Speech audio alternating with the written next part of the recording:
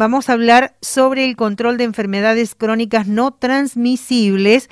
Ese es el tema de hoy y estamos ya en contacto telefónico con el médico clínico Ruiz Escalante John, que nos recibe.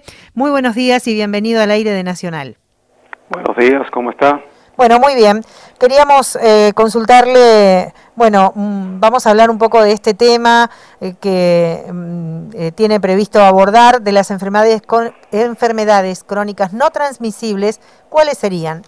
Bueno, cuando hablamos de enfermedades crónicas no transmisibles, estamos hablando de aquellas patologías o alteraciones de la normalidad que van más allá de 3 meses, en las cuales no está asociado un microorganismo, hablando de virus, bacterias, hongos, parásitos, y no se desencadena por la transmisión de una persona a otra persona o de un vector animal a una persona. Ese es principalmente este tipo de enfermedades.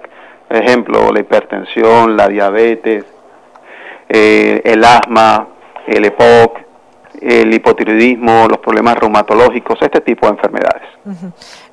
Doctor, ¿y estas enfermedades se pueden prevenir? ¿De qué manera? Bueno, realmente el paradigma que se está manejando hoy con respecto a todo este tipo de enfermedades se basa en que hay una predisposición genética que se tiene para desarrollar alguna de ellas, y esa predisposición genética no es el todo.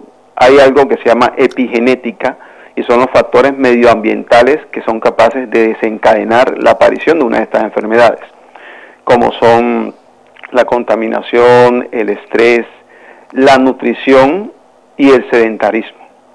Aparte de esto, algunos tipos de alimentos que de pronto, por ser ultraprocesados, también son capaces de desencadenar que los genes se activen y predispongan a que la persona desarrolle ciertas enfermedades. Así que son ampliamente modificables en muchos casos, en la medida que el estilo de vida sea lo que se logre cambiar, en donde se pueda tener un impacto. Uh-huh. En este mes donde están con actividades en especial, digamos, por el mes de la mujer, desde el hospital, ¿cómo van a trabajar en este sentido? ¿O tienen una apertura distinta de consultorios para que la gente se pueda acercar y pueda, allí por ahí consultar o sacarse dudas sobre estos temas? Bueno, como este tipo de enfermedades pues requiere un abordaje multidisciplinar, uh-huh. Se está intentando trabajar en conjunto con el Departamento de Nutrición, con el Departamento de Cardiología y Endocrinología, que estamos tratando de hacer un manejo en conjunto, un equipo en el cual se aborde desde diferentes puntos esta problemática. Una de las primeras cosas que estamos intentando hacer es hacer como una especie de diagnóstico de población, en la cual pues el Servicio de Clínica Médica está tratando de identificar uno de los principales factores de riesgo que hay para todas estas enfermedades, como es el sobrepeso y la obesidad. Una vez que identificamos esto, pues nos ponemos de acuerdo con el Departamento de Nutrición, detectamos pacientes que ya tengan algunas alteraciones propias asociadas a, por ejemplo, el caso de la obesidad, y ahí interconsultamos de una vez con endocrinología, cardiología. Estamos tratando de armar este equipo por ahora, más que todo abriendo los consultorios para el servicio de clínica médica como tal, la especialidad. Aparte de eso, pues estamos intentando llegar a ciertas poblaciones un poco vulnerables, como los que están en el asilo, capturar que los pacientes que ingresan a la guardia de una vez se le empiezan a mandar sus controles y encaminarlos a sus respectivos controles trimestrales, semestrales o mensuales, según la enfermedad de base que tengan, y tratar de saber exactamente los pacientes que ya tienen alteraciones, en qué punto de su enfermedad están para hacer intervención, y en aquellos que estén en riesgo, pues empezar a hacer intervenciones tempranas. Claro, es muy importante aquí, digamos, la prevención, el trabajo preventivo justamente para poder controlar estas enfermedades crónicas no transmisibles. Sí, es inclusive la atención primaria, la prevención primaria que se hace a estas enfermedades, es realmente lo que podría tener un impacto significativo en la salud de la población, entendiendo y sabiendo que uno de los principales problemas que hay tiene que ver con sobrepeso, obesidad, y otro problema es el tabaquismo. Este tipo de factores de riesgo puntúan mucho para hablar de riesgo cardiovascular. En medicina, cuando se habla de riesgo cardiovascular, se habla de aquí a 10 años qué tanta probabilidad hay que una persona sufra un evento cardiovascular como es un ACV, un ictus, un infarto, una isquemia aguda, una urgencia hipertensiva, este tipo de cosas, o una muerte súbita. El fumar y el sobrepeso, la obesidad, hace que ese riesgo se incremente significativamente de 3 a 4 veces, y en algunos casos, si se suman todas las cosas y hay antecedentes ya de problemas cardíacos, es un riesgo que sube hasta el 40%. Entonces, logrando impacto en esa parte, sobre todo a un factor que es muy difícil, y es de pronto que las personas se concienticen que la nutrición es esencial para definir hacia dónde va tu salud en los siguientes 10 años. Si logramos un impacto en este aspecto, pues sí veremos algún tipo de respuesta, porque si no, lo que estará ocurriendo es que los pacientes vendrán ya con patologías avanzadas, con complicaciones, y no se logrará realmente ver una mejoría. Hay algo que se llama hígado graso, muchos lo han escuchado, pacientes obesos que le hacen una ecografía, y de pronto cuando escuchan hígado graso saben que le pasa algo al hígado, pero no le dan suficiente importancia. Y ahora mismo se sabe que el paciente con hígado graso desarrolla en los siguientes años una enfermedad coronaria en un muy alto porcentaje. Y el hígado graso está ligado a obesidad, sobrepeso, y esto a un hábito, estilo de vida con una aumentada ingesta de calorías y un sedentarismo. Es importante también entonces abordar estos temas desde la infancia, digamos, no solamente ya cuando somos adultos. Exacto, desde la infancia el estimular los estilos de vida saludables, la ingesta de vegetales desde la infancia, el disminuir drásticamente el consumo de bebidas azucaradas, de todo ese tipo de productos que de pronto comercialmente cuando se está en una fiesta, en una reunión, a veces se consumen que no tienen un aporte nutricional suficiente y que al contrario predisponen a que desde la infancia se empiecen a presentar esas plaquitas de grasa que uno habla, que la aterosclerosis, bueno, hay algo que se llama en la infancia que son las estrías grasas, que es que las arterias empiezan a depositar un poco de lípidos, entonces se forman pequeñas plaquitas, que el problema es que esas plaquitas no solamente está ahí de una manera obstructiva, sino que produce un fenómeno inflamatorio. La inflamación hace que no solamente se inflame esas arterias, sino todo el cuerpo.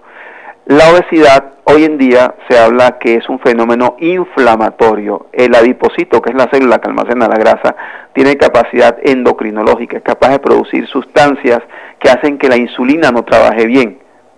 Entonces eso predispone a todo esto, y como la obesidad se está viendo desde la infancia, por el estilo de vida, por las zonas de pronto de la Patagonia, el sur de Argentina se caracteriza mucho por eso. Participamos en un estudio, la doctora Santander y yo, hace unos 2 años, de otra zona, un poco más al norte, en la cual encontramos una incidencia de obesidad por encima del 65%, o sea, 65% de los habitantes de esa población, una población de 4.000 habitantes, ya tenían sobrepeso o obesidad, y de los cuales ya la mitad tenían un grado de hígado graso, y la edad desde la cual se veía esa obesidad era desde los 12 años. Entonces, eran pacientes que al llegar, son pacientes que cuando lleguen a sus 25 años probablemente ya sufran de hipertensión, a sus 30 años ya empiezan a desarrollar insulinoresistencia importante y por tanto pueden llegar a ser diabéticos, y con todas las implicaciones que tiene eso.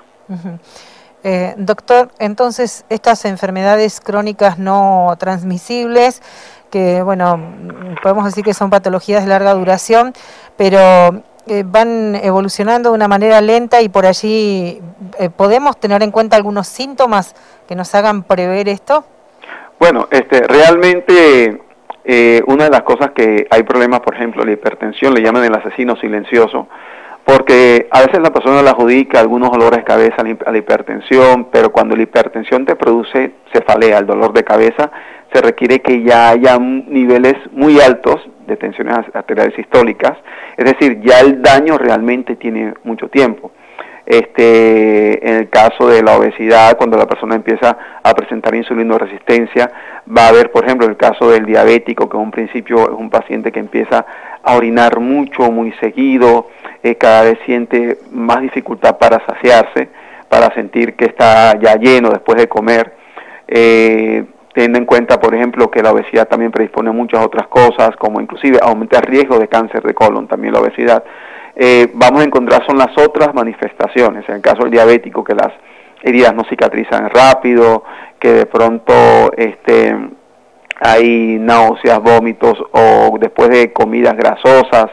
En el hígado graso, el problema es que el hígado graso no lo vas a ver como un síntoma, sino hasta que tengas un hígado graso moderado a severo, así que el leve no lo ves.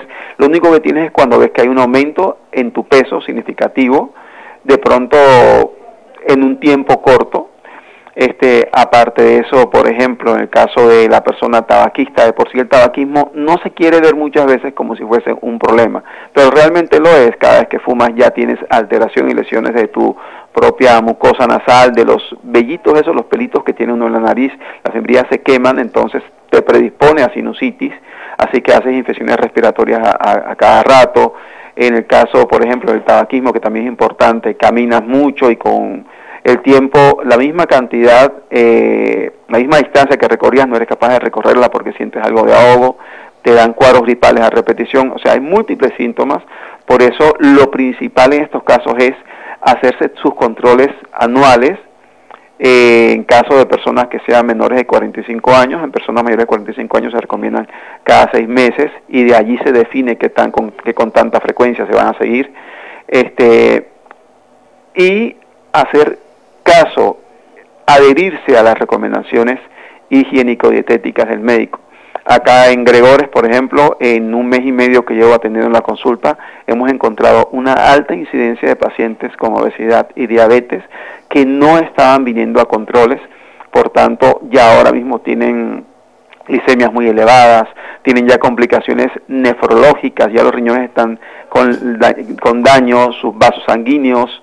Entonces, a veces querer guiarse por los síntomas trae un problema y es preferible uno acudir al médico, sobre todo las personas que tengan antecedentes familiares de hipertensión, diabetes, de hipotiroidismo, de todo este tipo de enfermedades. Los tabaquistas deben acudir al médico porque hay que evaluar si ya no hay daño por el tabaquismo, tanto a nivel pulmonar como otros órganos que se pueden afectar.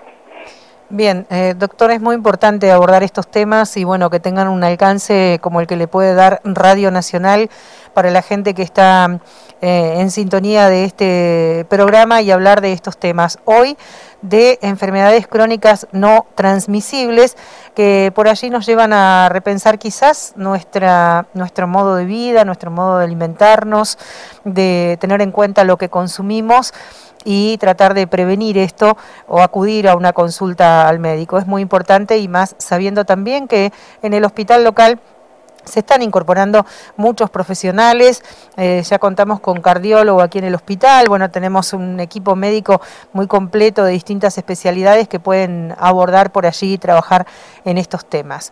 Quería preguntarle entonces, como para ir redondeando, para ir recordando, ¿cuáles serían las principales enfermedades crónicas no transmisibles? Algunas de ellas las más comunes o las principales. Bueno, en las comunidades en general lo que más se tiende a ver es, aparte de obesidad, hipertensión, diabetes, hipotiroidismo, asma, EPOC, vemos acá, por ejemplo, en Gregores, que hay otras patologías que son un poco comunes, algunas patologías reumatológicas como la artritis reumatoide, la osteoartritis, que hacen parte de esos dolores articulares crónicos que tienen que ser evaluados, las patologías digestivas, tipo gastritis, el colon irritable, estamos viendo algunos pacientes un poco más que en otras poblaciones, entonces son las más significativas de acá dentro del extenso grupo de enfermedades, pero en prevalencia son las que más se ven. La enfermedad coronaria, si los vasos que se tapan, las arterias a nivel del corazón, son esas enfermedades crónicas no transmisibles. Pero la principal como tal, que no se quiere dar esa como enfermedad, es la obesidad, que recuerdo, es un fenómeno inflamatorio. Nuestro cuerpo está inflamado, por eso en la pandemia se veía una alta mortalidad en pacientes que tenían índices de masa corporal por encima de 27, era algo que impactaba mucho en la mortalidad. Entonces serían las principales a tener en cuenta. Bien, bueno, es un tema importante, quizás también podamos abordarlo más ampliamente en otra oportunidad. Existe un día en el calendario que tiene que ver con, que es el Día de la Prevención de las Enfermedades Crónicas No Transmisibles, creo que es en el mes de octubre, así que también sería bueno por ahí hablar un poco sobre esa fecha y hacer alguna campaña también preventiva a través de la radio, como decíamos, que tiene un alcance tan importante y llega a todos los lugares. Le agradecemos mucho estos minutos, haber formado parte, bueno, de este trabajo que está llevando adelante el hospital con lo que tiene que ver con difusión y prevención de salud, especialmente en la mujer. Decíamos, aunque si hablamos de estas enfermedades crónicas no transmisibles, no sé si tienen un registro de porcentaje, si esto afecta más a mujeres que a hombres. Sí, hay ya registros. El hombre tiene más predisposición para algunas patologías, la mujer tiene más predisposición para otras, en lo que tiene que ver con hipertensión, con enfermedad cardíaca coronaria. El hombre puntúa más que la mujer en lo que tiene que ver con de pronto diabetes. Hoy día ya se igualó, antes el hombre era más común que tuviese diabetes, ahora mismo ambos tienen incidencias parecidas. Las enfermedades reumatológicas, las enfermedades digestivas tipo colon irritable, la mujer es más común que las padezca. Lo que es la artritis reumatoide, el lupus es más común en la mujer. Entonces sí hay cierta diferencia con los sexos. El hipotiroidismo es más común en la mujer. Bien, bueno, doctor, le agradecemos mucho los minutos que nos ha brindado, especialmente a la audiencia de la radio, el médico clínico Ruiz Escalante John, y le deseamos que tenga un excelente día.